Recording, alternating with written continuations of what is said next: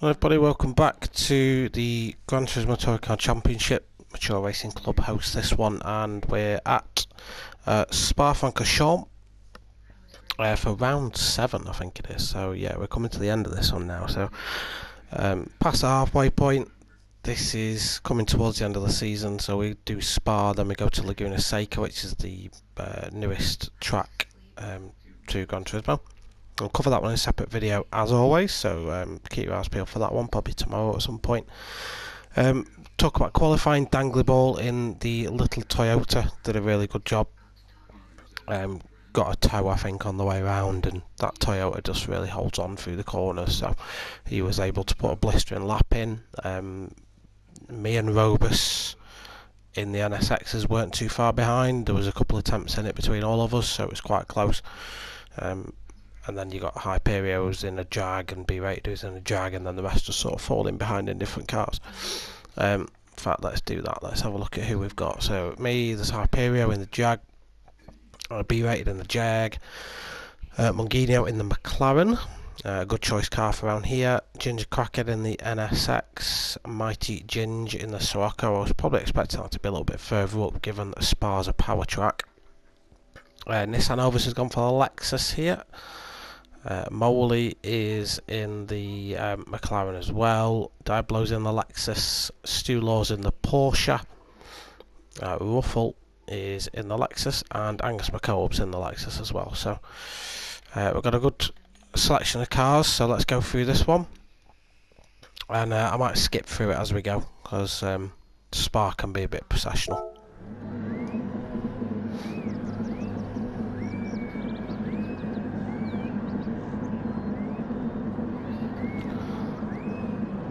So let's go out then, everyone gets a decent start off the line, no one really false starts or anything like that, but the NSX doesn't get as away as well as the Chags do.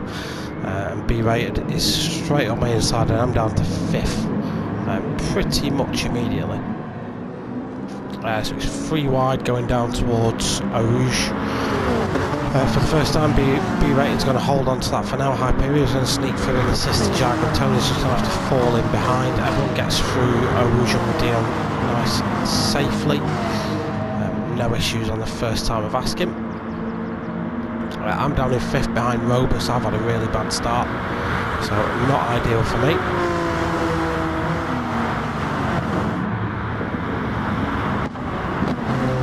Just watch everyone. Just watch everyone come down the power camel straight into Lacombe for the first time. Any moves getting made so far? Not that I can see.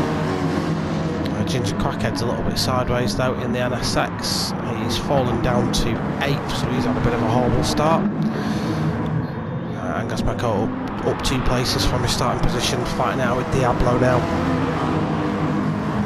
Looking ahead, looks like Dangly Ball, aka Tony's having a bit of a fight on his hands with Robus the Hood. But that Toyota should easily be able to hold it off on the outside. We will go on a lap guide of Spa a little bit later on. It's a lovely track, probably one of my favourite to drive. Done a lot of laps here over the years, none in real life I'm afraid. So Mungino's having a good outing in the McLaren. I say that as he runs off track, but he's doing a good job in the 650.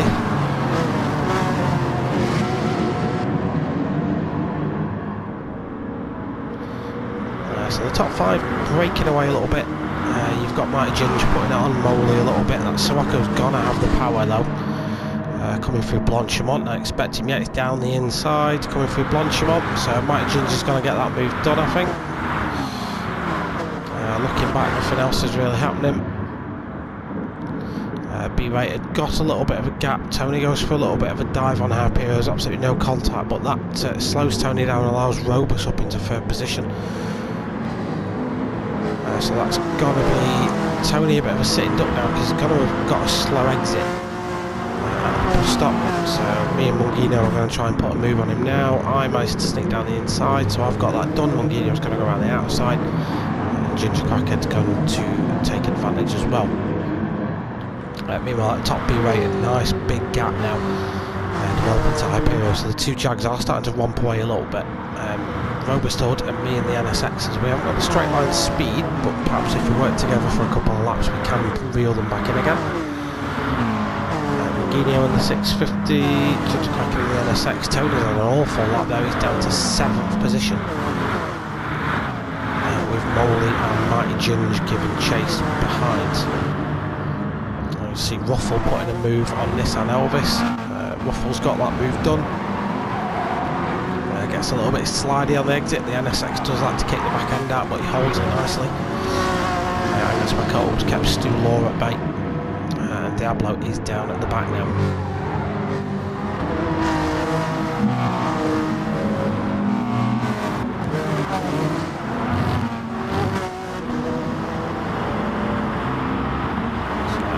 Going on in this opening lap then. We do see Nissan Elvis going for a position on the Ruffle back. Ruffle just cuts his nose off a little bit. Stu Lowe was doing a similar thing behind. Didn't manage to get that move made on Angus Makota. So for now it's business as usual and as you were. There's little gaps here and there creeping in.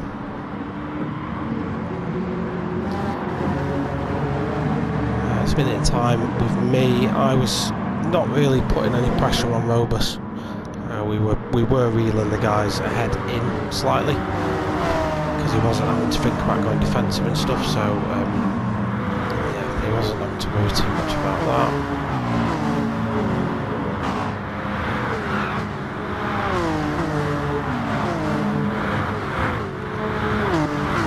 That being said though, he is going defensive. As we just jump on board with me. Yeah, he outbreaks himself just a tiny bit. Does back us up into each other.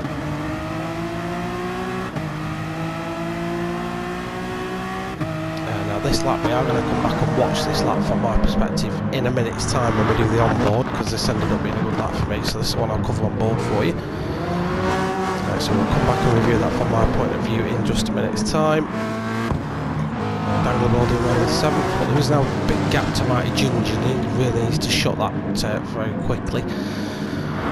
Stu Law is getting a little bit side by side at the back. Stu Law's looking for a move on Nissan Elvis coming down to Eau Rouge, not really a place you want to be making a move though. Very brave under Valtteri Bottas did it down here in the F1 a few seasons ago when he was hailed a hero. Can't really go too wide down here.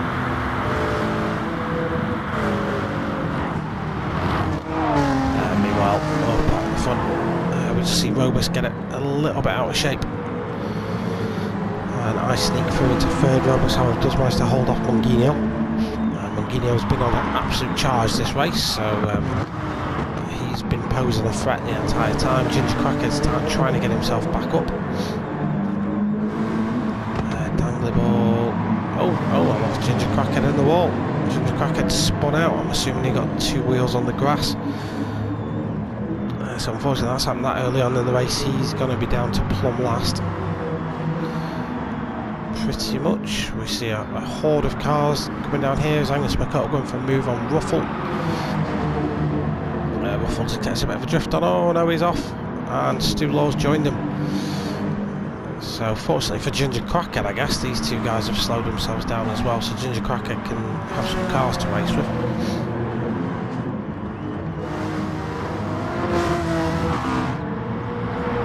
Now then, at the top, Hyperion.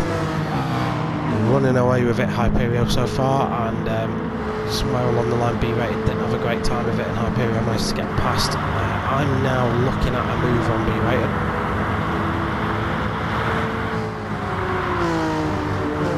I might have to bide my time though, because that Jag is an absolute rocket ship.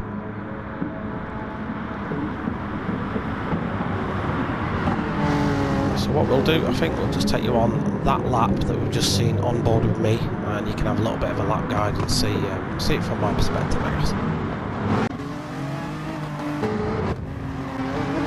So, like time travellers, and we're back. End of lap 2, start of lap 3. So this is what turned out to be my fastest lap of the race. Mainly because I got a ton of slipstream throughout the entirety of it. The NSX isn't really the car for the job here in terms of all-out pace, but its handling ability and its tyre wear makes it a really good choice. Okay, so coming down the straight downhill into the dip of a Rouge, up through Radion. You don't want to take too much curve down because it will throw you off in the wrong direction. Down Kemmel Straight, you can make moves at the end of this if you want to. You'll notice me and Robust working together here, and I'll just give him a little bit of a nudge. It's just to hurry him up. And then from top speed all the way down to third gear through Lake and trail braking and just balancing the throttle on the way through. See what Robust did there was just get a little bit too much of the AstroTurf on the inside. That unsettles the car. Now up into third, braking. Remember this is downhill, so the car will want to understeer. You've just got to control that with the brakes. Through you go into No Name. Nice dab on the brakes just to get the front end rotated inwards. Power on out down towards Pouon. So Pouon you're braking about 50 metres, and then don't be tempted to mash the throttle. Be patient and just feed the power in. Otherwise you will go spinning off into the distance. This is where the NSX was really gaining on the Jags. You see, I'm really reeling B rated in now. The NSX is really fast around here as you come into Stavelot to come onto the back straight. The Jags then do come into a bit of a land of their own here, and the straight line and power of those cars just piss off into the distance. So as long as I've got slipstream, I'm alright. So at the minute Hyperion's leading to B rated to me, and we're coming into Blanchimont. Now, if you're in the slipstream, it's a wise idea to give it a little bit of a lift, just so you don't understeer wildly. Braking about 150 metres-ish, depends on your tyre wear. All the way into third, straight line the middle as much as you can.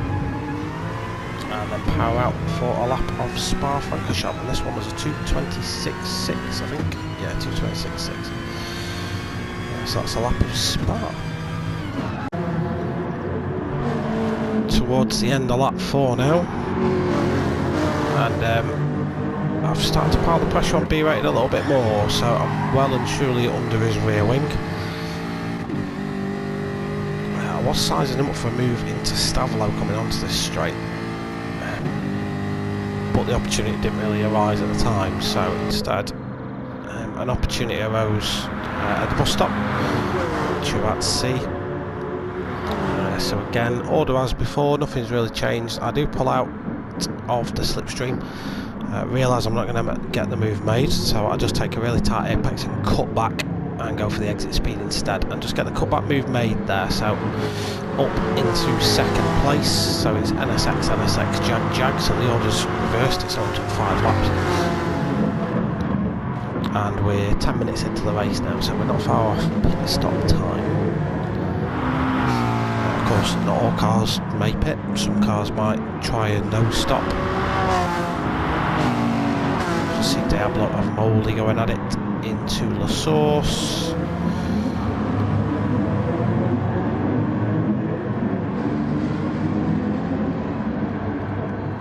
Let's see if they carry on that fight coming into a Rouge. Looks like Diablo's going to have a look, but backed out of it. The car looks all out of shape coming up the hill. Looks like the Lexus is going to get the move on him at the end.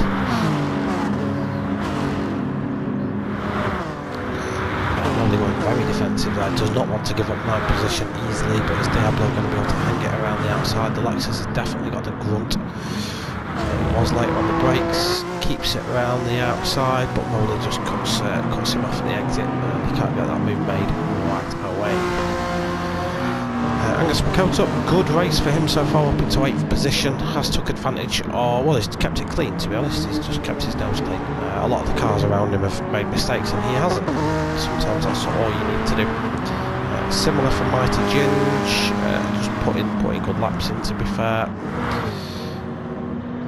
Dangly Ball, aka Tony.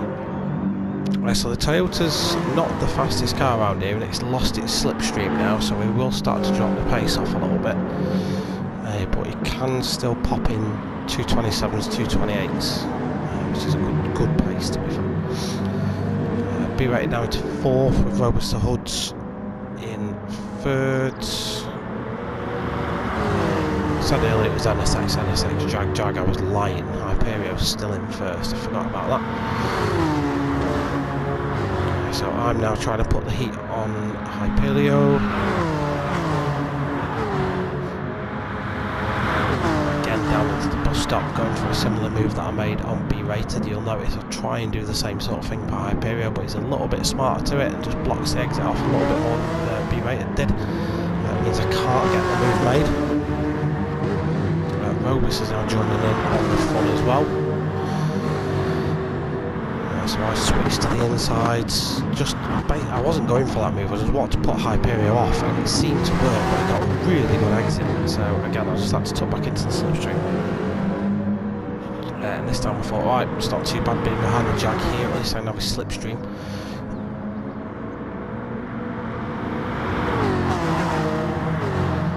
But at the same time, Robus is going to have my slipstream as well, so it's important not to be mindful of what he's going to be doing. Coming straight for the sixth time, 13 minutes into the race, quite a few cars are going to be pitting at the end of the lap, so we'll see where the order falls out after that. Meanwhile, I tried to hang it around the outside of Hyperio, which turns into the inside for the next part of this this complex. Just managed to get that move done and hold him off on the exit. He does immediately come back at me, but sector 2 is NSX territory, so I can hold him off and even start to build a gap around here until we get back to the main straight. So that's me up into first, which I'm more than happy about. Hyperio is giving chase in second, but you notice the tyre graph bottom left, the tyres on that Jag, the front are starting to go, so he's starting to get a lot more understeer than we're getting in the NSX. And Robust the Hood takes advantage of that, and he's up, although he gets it all wrong on the exit of P1. And that even may mean that B-Rated can get through as well. Can he? No, he can't, unfortunately. B-Rated's just had to tuck back into that one. Live to fight another day, rather than go for a risky move on the outside. One person we've not really talked about so much is Dangly Ball. He's had a really impressive season so far.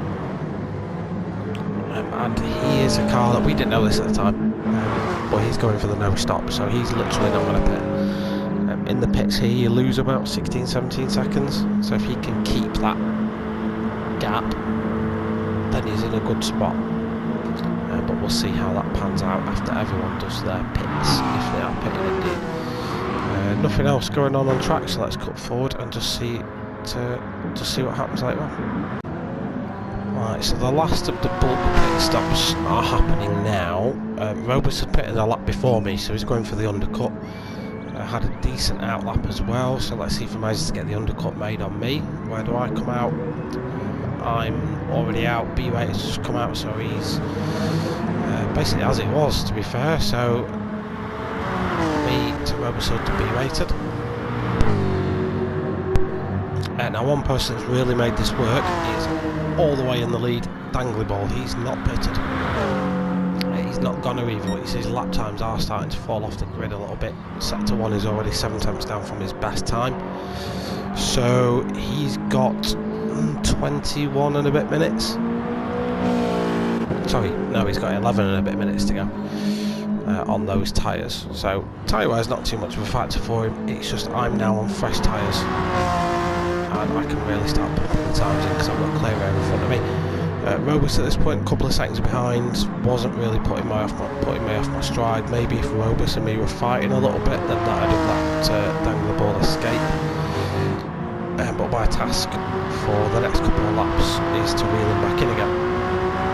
The one bit that I don't like about this replay feature is it doesn't show you the time deltas that we were seeing.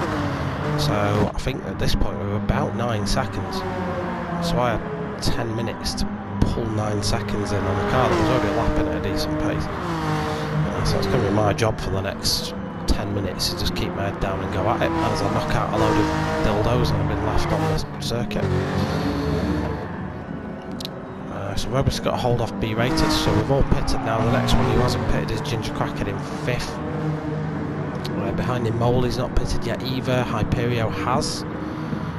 So Hyperio, I think we're just getting held up by these guys now on old worn tyres. Well, he's got his fresh tyres, he can't really deploy them to the best of their abilities. Mungino had pitted the lap before, so he's on fresh rubber as well. Should make mincemeat and Moley up ahead like Hyperio has just done. So yeah, again goes down the inside of Blanchimont. Mungino gets that work done. Moley just runs wide because of his worn tyres. And I should expect to see Moley pull off into the pits any second now. I see Ginger Crackhead fire himself off. No, Moley's gonna stay out. Brave. Mighty Ginger's pitted. Nissan Elvis has pitted. Diablo's pitted. Stu Law's pitted. And so is Ruffle. So everyone is pitted. I've just seen Nissan Elvis and Diablo's scrap again. And for some reason Diablo comes over all the way onto this side of the track. Don't know why I did that, but let me hope he's done it. As he Tokyo drifts it round the source. I know it's a Japanese car, Diablo, but you don't need to take that so literally. Okay, so let's have a quick run through some. Again, I can't really show you time deltas. This bit is going to be really hard to evidence for you guys, just how this was playing out. So, time remaining ticker on our race was about 9 minutes at this point. I distinctly remember it being 9 seconds at that point as well, so I was thinking I've got a second a minute to pull in on him, which doesn't sound like a lot, but a lap round here is 2.5 minutes, so that's 2 and a bit seconds a lap, which yeah doesn't seem like such an achievable feat. That being said, the longer he goes without pitting, the more his tyre wear is going to hurt him. So the slower he's just only going to slow down now, whereas I have got a few laps yet before my tyres start to show signs of wear, so I can really thump in some fast times. Robus doing exactly the same job behind me as well. Don't forget he's chasing me and potentially a second or even a first place on the podium still with this amount of time left to go. B-Rate's in the same sort of boat. So the top 4, any one of us could in theory take this. Hyperio getting stuck in that traffic did affect him, I think, so he's dropped back a few seconds from those guys now. Don't forget he was leading this race at one point, so whether he can get back in there or not remains to be seen, but I think getting stuck in that traffic after the pits has hurt his abilities to do so. He's also got Mungino on fresh tyres for company as well in the 650, and the 650 is quite a capable car, so we'll see how he gets on. Mighty Ginge, no cars around Mighty Ginge at the minute. His closest competitor is Moley, who then comes into the pits because his tyres are absolutely burnt and crisp. Ginger Crackhead gets himself promoted and he will be up into 8th. But he has got a lot of work to do if he wants to get himself any higher than that. Nissan Elvis and something's happened to Diablo somewhere along the line, because Nissan Elvis and Stu Laura passed him. And then Ruffle in 12th in the NSX. As you see Moley coming out, and Angus McCollum is there in the background, as you can see. Right, so let's catch up with this a little bit closer to the end.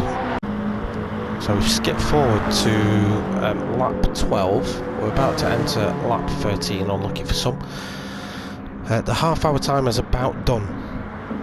So only the top few of us are going to make it through to make another lap. So Danglerball's going to get another lap out of this. So am I. I think Robus will just make it in time as well. And maybe B-Rated will. Does he? Yeah, B-Rated made it. So the first official finisher, Hyperio made it as well, is going to be Mungino. So let's get back up to this battle at the top. So don't forget, about 10 minutes ago or so, I had a 9-second gap to this man up ahead. I've been pumping in consistent 227s, mid 227s all the way through, whereas Danglerball's been going into the 228s and 229s. So we're going to focus on this battle for a little bit, because in fairness it is the only real battle that's going on at this minute in time. So it almost seems like this move is inevitable. Tony is defending with his life though. Don't forget he's gone 30 minutes on these tyres and 13 laps of Spa. I've pitted, so I try and hang it around the outside. It doesn't work out for me. Toyota, even with tyre wear's a beast in the corners. So I start lining him up for a move at Stavolo. I think that's potentially going to be my best shot with fresh tyres. So I'm not thinking of a move into P1. Not necessarily thinking of a move out of P1, because it's quite easy to defend this one. Instead I'm thinking of Stavolo, because it's straight after a left-right, so it's going to be more unsettled than my car, so in theory I'll have a bit of a harder time defending. So we're coming up to Stavolo now. He managed to stick it to the inside. I'm not close enough, so I can't do it here. But I'm literally on him like a fat kid on a cupcake, coming round into Blanchimont. And I just get a really good drive out of the corner. And just get the move made. Just at Blanchimont. So I've just got the move done here. He's still firmly in the slipstream, so I've got to go defensive coming into the bus stop, because he will go for that move back again. It gives me a little bit of a tap, but there's nothing in that. I think he's just tyre wear. And then that's it. So second win in League One. Really happy with that. It wasn't the most thrilling of races, but that ending was quite nail-biting. So Tony got a really well-earned second position. Roberts in third, B-rated in fourth, and Hyperio in fifth. So that concludes race 7 at Spa. Just because of the unique way that race finished, I didn't really get a chance to go through the field. So we got to Hyperio, did we? Yeah, we got to Hyperio. So Mungino finished in 6th, Mighty Ginger in 7th in the Sirocco. Ginger Crack had a great race after, don't forget that awful crash at the start of it. So he got himself back up into 8th. Moley had a very busy race by all accounts. He was fighting all over the field. He was finished in 9th. Nissan Elvis, after a race-long battle with Diablo, got the better of him and got into 10th position. Stu Law, don't forget he had an off as well, so he finished in 11th. Diablo didn't have the greatest races by all accounts, I don't think. I think he was playing with a buggered controller on pad or something because his wheels broke, so he finished in 12th. Ruffle 09 in 13th, and Angus Makotup was last. But don't forget, those guys are going to start at the front for Laguna Seca, and Laguna Seca you can't overtake on. So they've got a really good chance of getting a good result out of that one. We'll cover that in the next video, so expect that in, well, soon. I'm not going to give you a time scale because I won't stick to it and then you'll shout at me. But yeah, that's it. So thank you very much for tuning in, and I'll catch you in the next one. Goodbye.